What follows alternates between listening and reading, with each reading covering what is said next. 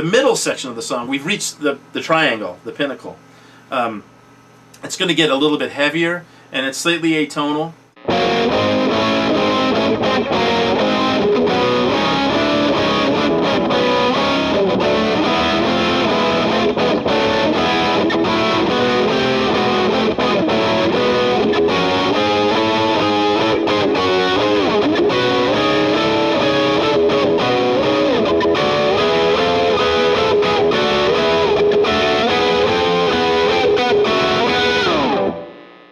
But what I did was I based it off 3 roots: an F sharp, an A flat, and an A. And I kept changing the chords every time they cycle around.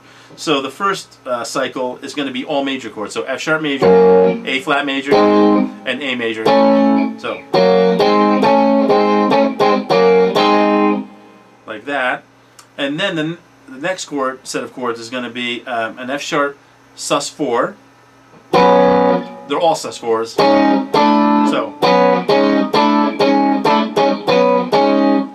and then we continue. And what I did was, we're still having, remember, the F sharp, the A flat, and the A in the bass.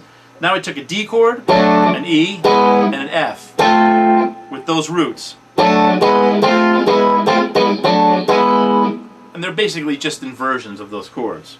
And then finally, the last one, you can kind of look at these chords as minor 7s. I just don't have any 5ths in them. It's a 1 flat 3 and a flat 7. And off those roots. So. And then we take off even further. We've gotten heavy, but now we're going to go double time. Okay? And I'm going to play those chords higher up.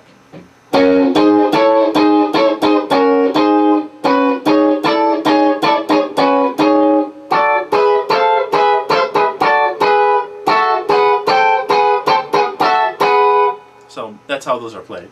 And the other cool thing is, at the beginning of that, Mike, one of the vocalists, hangs on those roots, the F. So he's always singing that root through the whole thing. And Trisha is following the chord changes that I'm doing. She starts following the other notes in there to get some really tense harmonies. And Fred's also playing some chords on the bass. So it's a really dense sound. And it sounds, I guess it could sound kind of mean or dastardly, you know.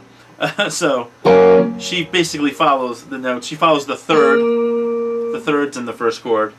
Then she follows the 4ths. Then she follows the 6th, and then the flat 7 against those. So it sounds really cool, I think.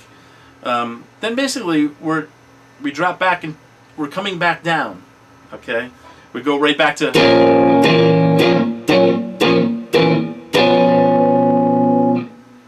So, we're coming back down the triangle, and that's pretty much all the parts of the song. There is one little riff, the main riff of the song, when we're getting to the B flat.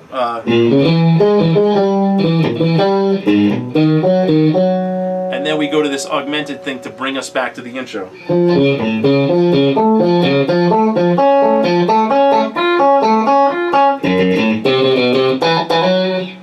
It's just an A augmented. And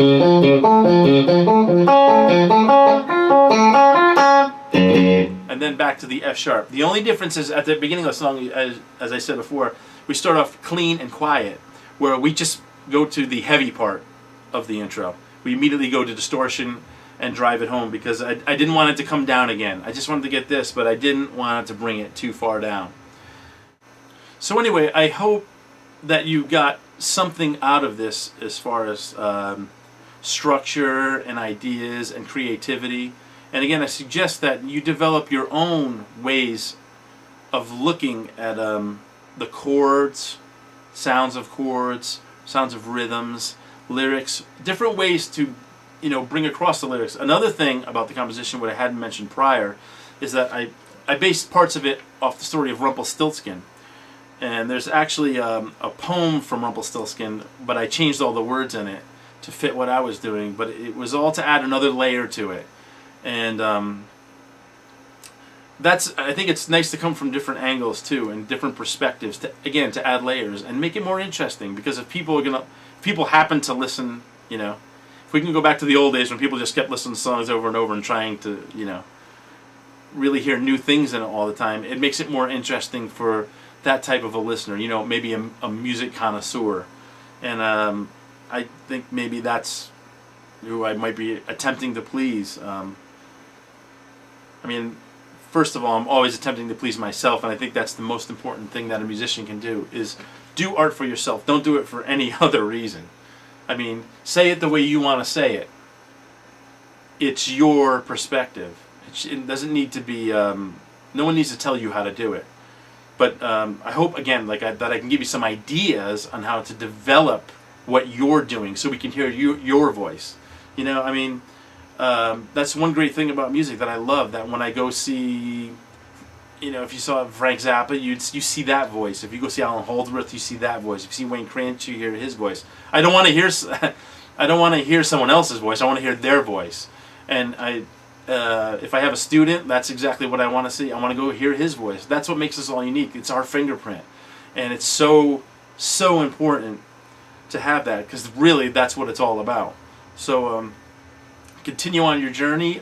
Any questions you have, again, please email me, and please check out the link up there. And I hope you enjoy the composition, and I hope you got something out of this. And take care till next time.